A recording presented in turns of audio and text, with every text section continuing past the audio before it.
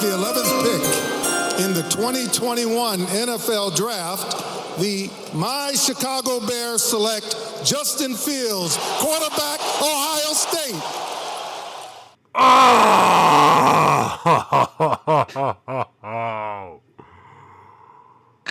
Oh my God Almighty! Oh, you need a drink there, friend?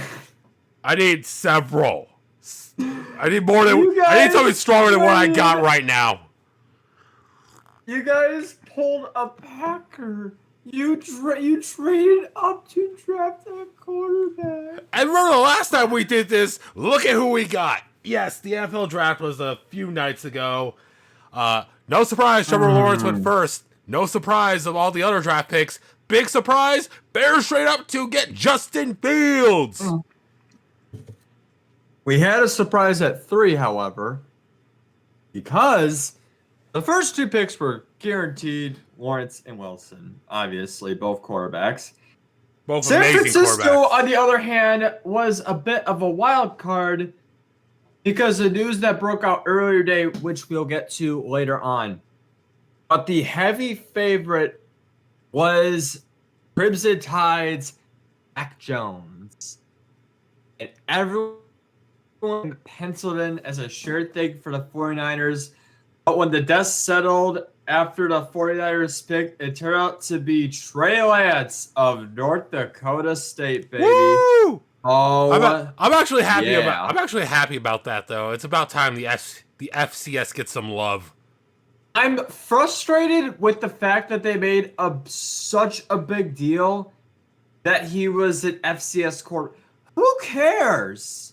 Like, honestly, the last quarterback to come out of North personally Dakota don't care, but was Jared Goff. Let me explain why I care so much. Because we cracked so much fun at the BCS, at the whole BCS college football playoff thing, that we think, hey, there's the FCS who's been doing this correctly, this whole thing correctly for the past, I don't know how many years, but they've been doing it so well. And I thought, why do we focus so much on this talent and not these guys who actually play games that actually fucking matter? I think it's the perception that FCS schools cannot compete with on the FBS level. Put North Dakota State versus Alabama. We'll see what happens. Okay, you know what? Maybe that's a bit too much stretch because let's be fair. Alabama's the best team. Let's be fair. No, I want to see a matchup like that happen because it will shut up the bigger schools and it'll put them in place. Even if the bigger school wins, it'll show that the little guy has a chance. If it's like 34-31, yeah, the bigger school goes, yeah, we won. But I'm like, yeah, but we were this close. It shows you. And it shows you in the long run that the big school, that the big schools don't pay off and guarantee you a top 3 pick. Instead, the Fighting Bison will now have a chance in one of the most historic markets in all football. And honestly, I think Trey Lance was such a better pairing in San Francisco than Mac Jones. Yes, it was a little awkward for Jimmy G, but I think Trey's going to be the perfect protege to bring the 49ers back to relevance. This was not just like a simple drop. It's not like Mac Jones like, oh, he's not going 3rd. Okay, he'll probably go like 4th or 5th. He dropped all the way to 15th. He got drafted by New England. Oh, the evil empire strikes back. Yeah, he sat on the board for the longest time. If it had been for the Bears trade, I thought Jones would have. We will get to the Bears trade in a sec. I will talk about that in a moment. But first, let's go through the rest of the draft. Trevor Lawrence went number 1, obviously. Who else was it going to be? Zach Wilson went number 2. Probably the most bona fide, definite second, most confirmed. Everyone knew this was going to be the second pick of the draft. Everyone knew. Trey Lance, probably the first big surprise. But a good surprise. But the first time since 1999 that 3 quarterbacks have been drafted in a row. First 3 picks.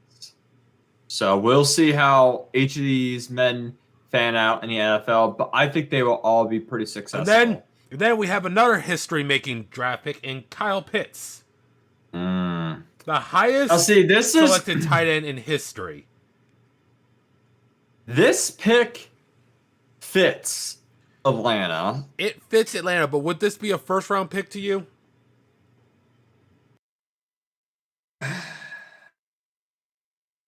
For a tight end, I'm going to say no, and I know that my Lions drafted a tight end a couple of years ago at 8, so I'm going to say it's well-deserved by Atlanta. I'm going to say this is a really good pick. Gutsy to draft a tight end at 4, but you never know where talent's going to fall. And I think the Falcons just struck a gold mine with Kyle Pitts. I think Kyle Pitts is going to be a outstanding tight end in the NFL. And I would definitely agree with that, but let's also remember this is Atlanta, so we also have to see what happens with Matt Ryan going forward. Yeah, that's the big thing. All right, and number 5, Jamar Chase for Cincinnati. This is where it started to get murky. I don't think this was a bad pick. I do not think this was a bad pick. No. I'm not going to say it was a bad pick. It was a questionable pick. With the amount of problems that Cincinnati has with trying to protect their star quarterback in Joe Burrow, you would instead go out for a wide receiver at 5 when you literally had Penei Sewell on the board. You went after Jamar Chase. Yes, who did they pick up in free agency? Did they pick up anyone to protect him in free agency? I would have to double check. Okay, I'm looking at who they got through free agency. Look. I'm gonna say this: for most teams, you draft a wide receiver that high in the first round, there are definitely gonna be some question marks. It was a very unique pick. I'm not really seeing too much of, really not much of anything. I am going to say the Bengals are probably going. It seems like they're loading up more on defense than offense. What I'm seeing in the rest of the drafts, I mean, it definitely they had a ton of picks this year. Wow. They had 3, 6, 9. They had 10 picks. Holy Christ. How many of them? They drafted a kicker! Oh, sweet Jesus. Yeah, in the 5th round where all the kickers should be going. Oh, my God. Oh, okay. Let's move on. So, Jalen Waddle, another wide receiver, goes to Miami. Why do you not draft Penei Sewell? He's on the board. 2 straight picks. And then Penei Sewell goes to you. God. Goes to the Lions. Oh, dude. I was so fucking happy that Jalen Waddle and goddamn Jamar Chase were off the board. I was so nervous. You were concerned because you thought a wide receiver. They probably would have too. I mean, shit, Devontae Smith was on the fucking board, for God's sakes. There was actual concern. You actually did get a wide receiver, not till like the 4th round. But Penei Sewell, dude, is going to be a guaranteed. I think he's going to be a Hall of Famer, dude. This kid sat out all of 2020. He is healthy. He is the youngest pick in the entire draft at 20 years of age. We will see what happens with him. We will see. We will see, because we've had a lot. Like, compared to the NBA, there's been a lot of hyped up prospects in the NFL that never went anywhere. Let's be fair. But the Dan Campbell era begins with a literal biting of the kneecap and a excellent selection in Penei. You cannot go wrong with Penei Sewell. I was excited for this pick. I am actually happy with our Lions regime that they didn't fuck up this draft. And honestly, it was not a bad draft for our Lions. I was very relatively happy. Now, we move on. Jace Horn wasn't really that much of a notable pick. I would say it was a fair fit. It was a fair fit, but at this point, when you look at what was on the board, it's like, yeah, we should probably just Patrick Surtain, however, at 9, this is where things start to kind of jump the tracks a little bit. This is where some noise started to get made. Because for Denver, you have a shitty quarterback in Drew Lock. And who is still on the board? What 2 quarterbacks were still on the board at the time? Let's see. Justin Fields and Mac Jones.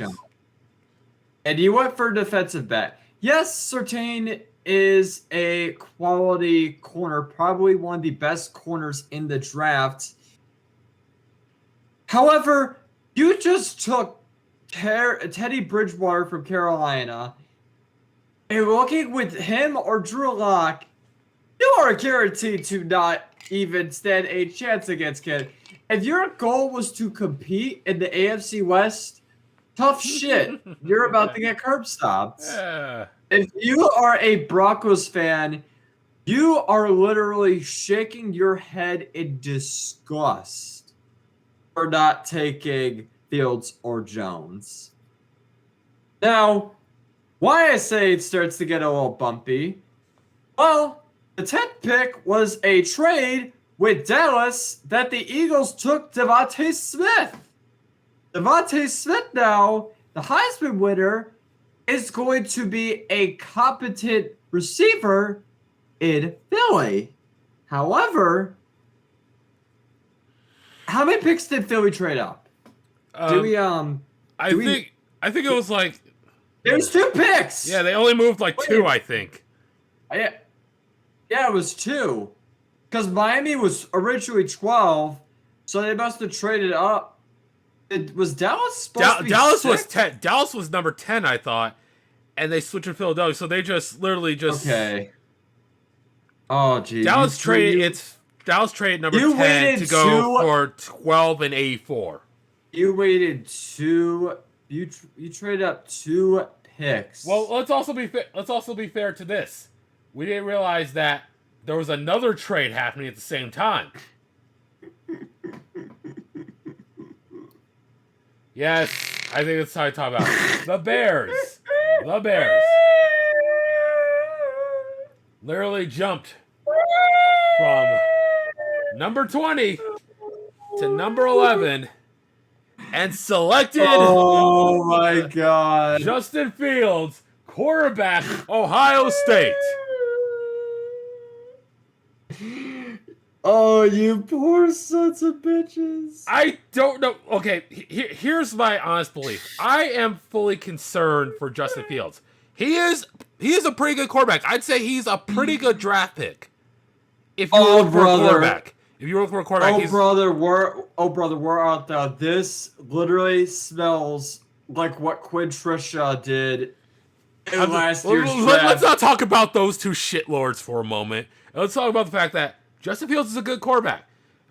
If New York would have taken him, it would have been the end of the Sam Darnold era.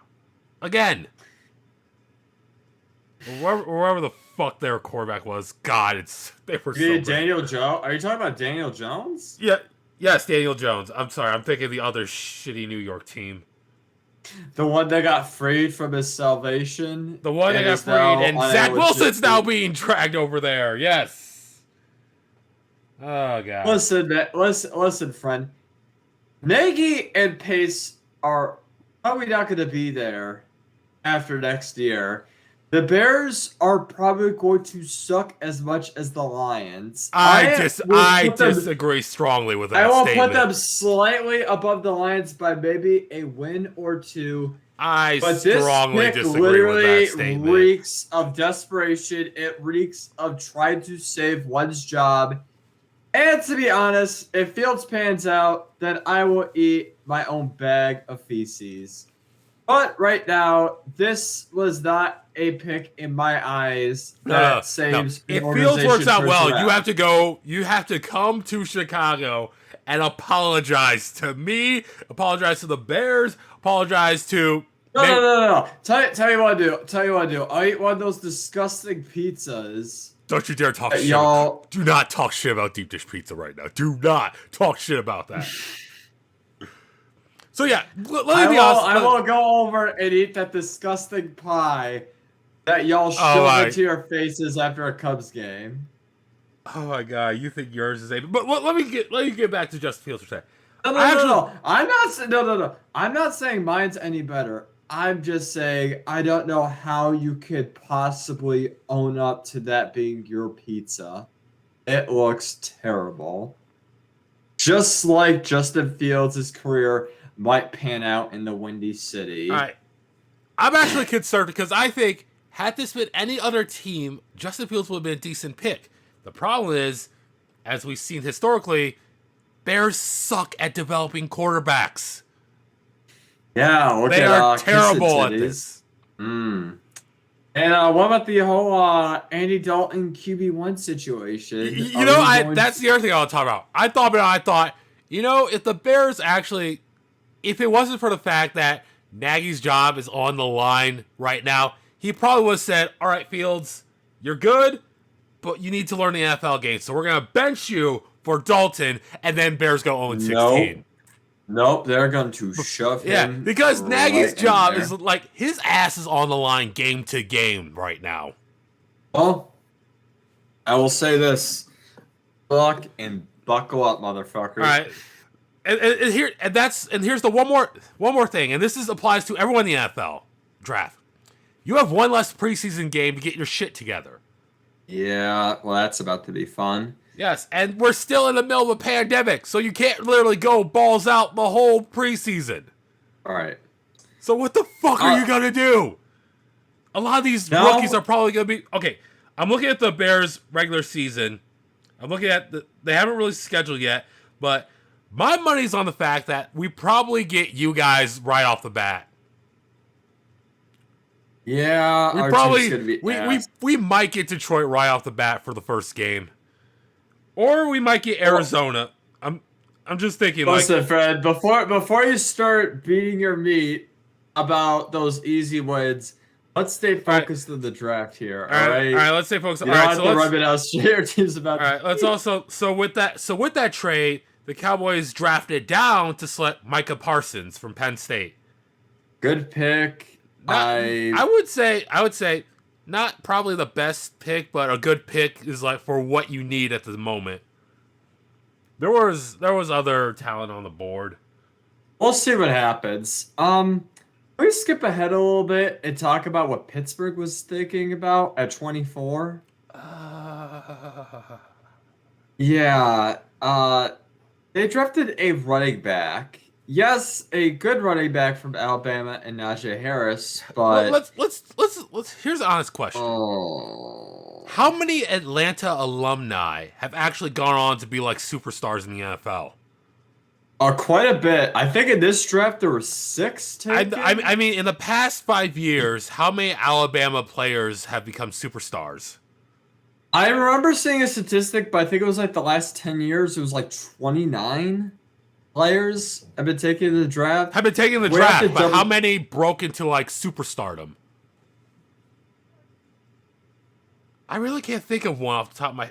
I mean, I can think of Mark Ingram, but that's past. Okay, maybe. Yeah, we could probably say Mark Ingram. Yeah, but that's ancient history, though. I mean, he was relevant. Okay. I have to now relook at the past 5 years of the NFL draft and find Atlanta. Outside of two, we got two. God, I'm trying to.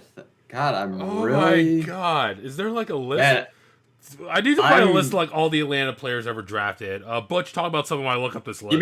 You mean Alabama, not Atlanta. I don't think there's a University of Atlanta. If there were, they'd be called the Chokers. Better than the Shuckers.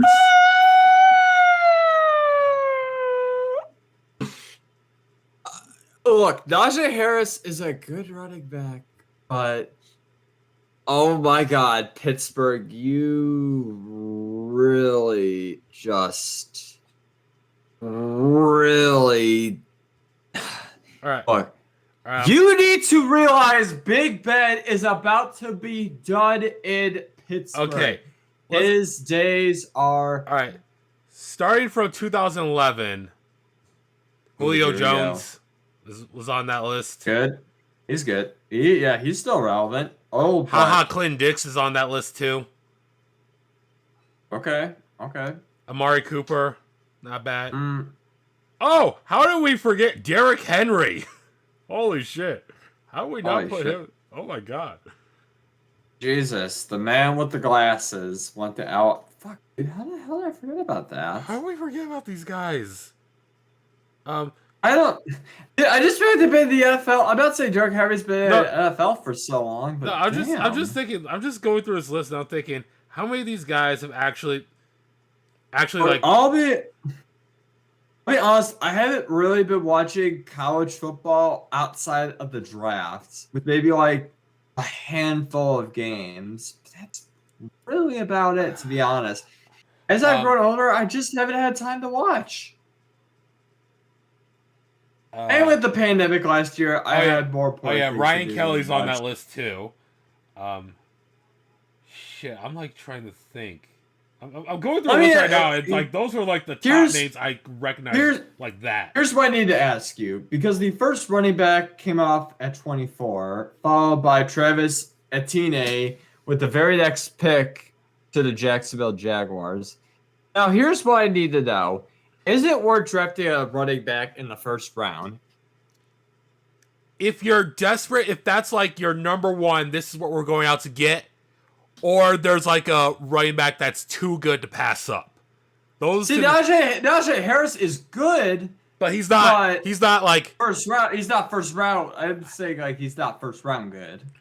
He's second round good, but he's probably like he'd probably be like the first like 3 picks of the second round. He would probably go off the board then. Travis Etienne, on the other hand, I mean Jacksonville is literally trying to flip it around from 1-15 to playoff contender. Which, if they're trying to do this in your way with Urban Meyer, you don't draft a running back with your second pick in the first round. Yes, the rest of the draft was pretty good. Well, let's be fair. Let's be fair. In the AFC South, getting to the playoffs is probably like one of the hardest things to do, given how each team is stacked in their own way. Except Houston, they're fucked beyond belief. Houston had the worst. Houston, because of the Larry Tunsil trade, unfortunately, fucked themselves and only had 5 picks. Their first pick wasn't until pick 67, and they drafted Davis Mills out of Stanford. Well, you are desperate for a quarterback because no one's gonna touch Watson. Yeah, they definitely didn't have. They did not have a lot. And it turns out they traded away their 2 middle picks, one this year and one next year, to land Collins at 89. So they did even more damage. Oh my God, Houston. When will you learn? They probably had the worst grade of the entire draft, since you were only able to draft at 67 for your first pick of the entire thing. Holy shit. If you were ever in a situation like that, who the fuck do you go for? Because you realize, shit, probably all the top talent at every position's already gone. So what the fuck do we have? You're pretty much going for the scrap. You're pretty much going in the dumpster and looking for scraps at this point. Well, let's also be bad. fair. You could find some gems in the second, third round. You can find some gems. You're maybe not going to find that next huge superstar. There's probably a low chance of that. But you can find someone that's serviceable. Yeah, but okay, what they traded away and whatnot, and what they got out of there. I mean, man, Houston's situation is just desperate. Now, what was worse to you? This trade here, or what the Raiders did some years ago that gave us Khalil Mack? I'm gonna say this because what's worse? Miami ended up getting the 3rd overall pick because of Houston's incompetence, because of Bill O'Brien decided to try and fake punt on 4th and 4, but he didn't go for it at 4th and 1 in Chiefs territory in the playoffs. This was the incompetence of an entire organization and shitty ownership, and culminating in this horrible win-loss record and resulting in Miami getting the 3rd overall pick.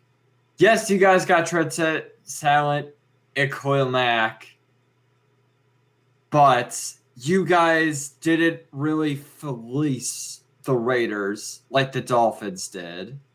That is true. You took advantage of it. I will give you that. Yes, that is true. Miami is still fleecing them because they traded around. They are built for the fucking future. They will win a Super Bowl. I will put this in words. I will put a tattoo on my back. They will win the Super Bowl in 5 years. I guarantee they're going to win a Super Bowl. Yes, Tua is questionable, but I think they are going to win a Super Bowl. I mean, there have been questionable quarterbacks that have won Super Bowls. Let's be fair. And this team is literally built. Their only question right now is really at quarterback. And that's not bad. That is not bad when you have a good run game, when you have good wide receivers, when you have a good O-line, when you have a good defensive line and a good defensive unit overall. If your quarterback is just average or somewhat good, that is good enough. As long as Tua is not below average or ass, Miami can win their division and make a deep run to the playoffs. That's all you need to do, Tua, is stay healthy and be average. And the defense will literally do the rest. So be better than both Chicago and Detroit. That's not a high bar to jump over. You bastard. Okay. Be better than Chicago, Detroit, and don't lose to the fucking Jets. Be better than the Jets and Patriots, and just split the series against Buffalo. So wait, you're saying you want to shoot for middle of the road, huh? If you want to shoot for middle of the road, Buffalo is going to be a juggernaut to try and overcome next year. Oh, Buffalo If Buffalo does not make one Super Bowl with this team, it is going to be the biggest disappointment. If you are Miami, Buffalo is right now your boogeyman. The boogeyman that had been the New England Patriots for almost the last 20 years. Yes, the Dolphins' only test is really in Buffalo. It's seeing how Josh Allen performs going forward and what Sean McDermott has up his sleeve. The AFC East is going to be one of the toughest divisions. And speaking of toughest divisions, the NFC North is apparently about to be ripped at the seams, and parity is about to finally flood back in for the first time in a long time, because on draft night, we literally had 4 hours before the draft. 4 hours before the draft, news broke out. Did not want to play for the Packers. He is so pissed off with the ineptitude that the Packers have put him in over the last couple of months. He has apparently told the organization he wants nothing to do with them and he will not suit up with them in 2021. Hours before the draft, this comes out. You have essentially fucked over. If this is true and Aaron does not suit up, you have fucked over your franchise royally. You took away the chances to draft a good quarterback, to trade for a good quarterback. And rumor had San Francisco wanted to trade. They wanted to trade to get Rodgers. They were willing to give up their third overall pick for Rodgers. That's the big thing about when this news broke out. Because of course, it's draft day. Everyone's thinking, okay, what's the big trade going to be? What's the big trade going to be? When this story broke, the entire NFL shut down because everyone thought, oh shit, Rodgers is on the market. Oh, we could trade away. Now, let's be fair. You weren't going to trade number one. No. The number one spot was not going to get traded away, nor was the number 2 spot. 3, you could swing that. But everything lower than 3, it's like, they have a fair shot at drafting this guy. They have a fair shot at making a trade to get this guy for their pick. What concerns me now, and I just want to make sure with Aaron Rodgers' age, because I don't want to be incorrect when I say this. Aaron Rodgers he was born 83, so he is 37 years old.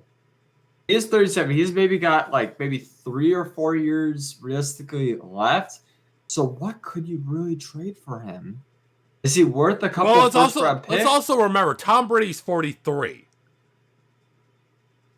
So with the right team, he could probably those 3, 4 years could turn to like 5 or 6 or even 7 with the right team.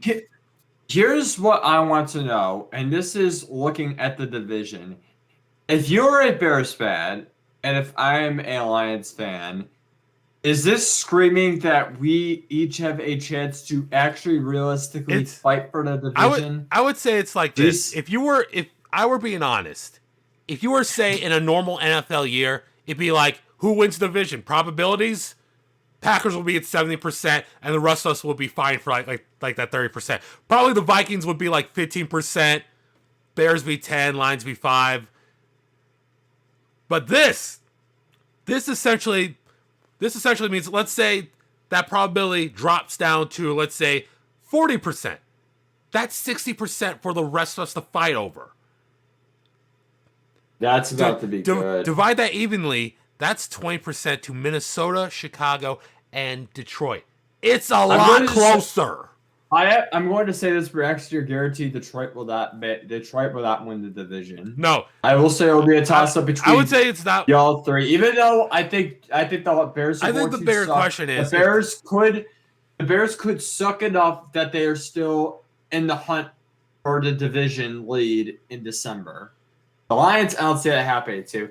What I see happening in 2022, however, is once the Lions get a good draft pick and whatnot, there is going to be a 4-way fight, almost equal ground, if Rodgers is gone out of Green Bay to get this to get to the top of the North.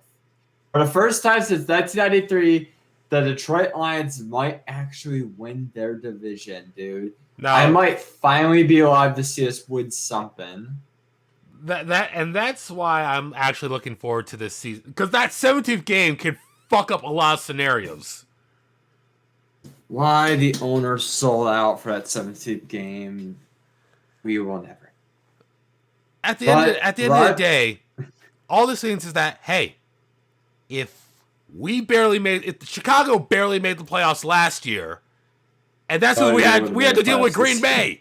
We had to deal with Green Bay at the top. If Green Bay's not at the top, that door just opens slightly more. But then we realized, oh shit, Detroit's possibly next to us. Minnesota is definitely next to us. Green Bay is still right in the fucking room. Who the fuck's gonna get that spot?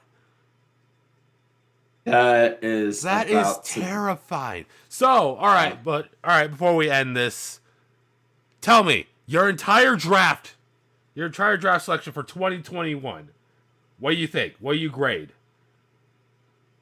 For my Lions? Yes. I'm gonna say B+ or A-. I would say a flat B for you guys. We struck gold. A+ across the board with Penny Sewell. Day 2 was not the best, but day 3 we kind of made up for it. I like Amon-Ra St. Brown, although I did not like trading a future 4th round pick for him. That to me was kind of stupid. I like the defensive tackle. God, if I can't even pronounce his name, Levi. I can't even pronounce that. But we apologize if we fuck up names. Him and Alumni McNeil, who are back-to-back picks. I mean, they both look good, and like I said, we needed to address our defensive end of the field.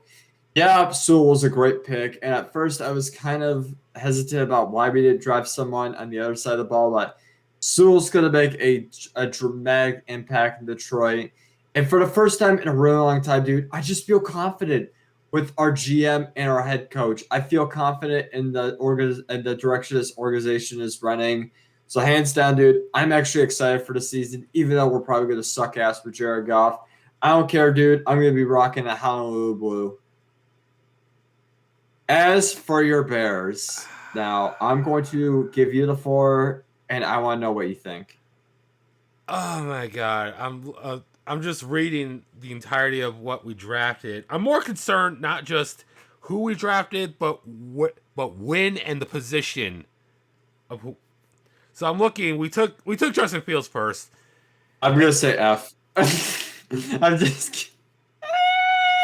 See, in terms of the woman Fields leads them to a Super Bowl. I was about to say in terms of like Tua. In Like, terms oh of, my God, like, I would say this. In terms of optimistic potential, I say the draft was an A-, if I'm being optimistic. But if I'm being realistic, the entirety of this draft hinges upon, okay, is Justin Fields actually going to pan out for us? trading what you guys traded too, because you guys traded quite a bit. You guys traded a 5th round pick this year. You guys trade a 1st round and 4th round pick next year as well.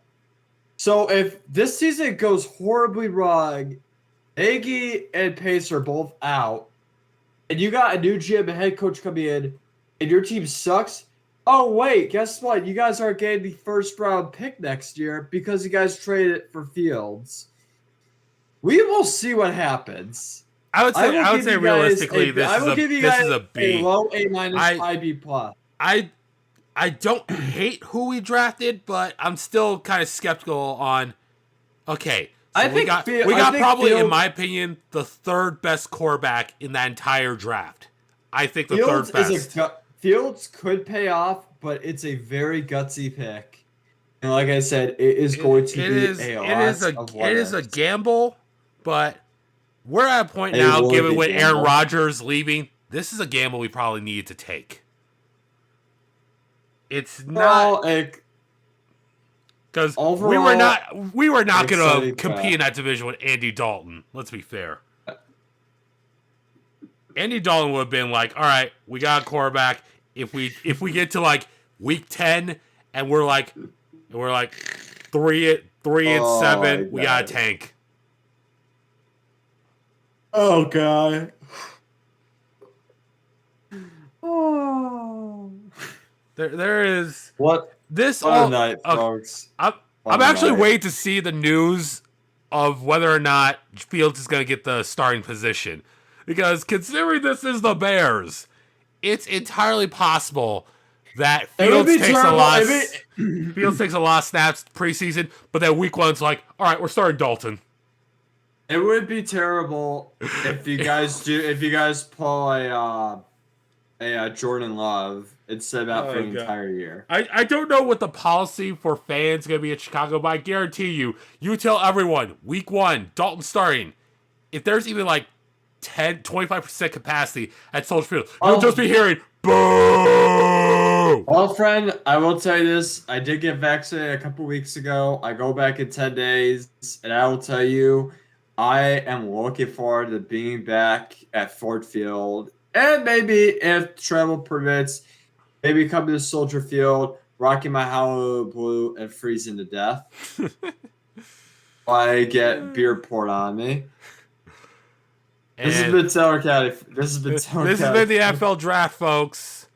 Good luck to all the rookies, and just pray to our livers. Pray to whoever football gods you believe in, fans, because you might need them. Amen.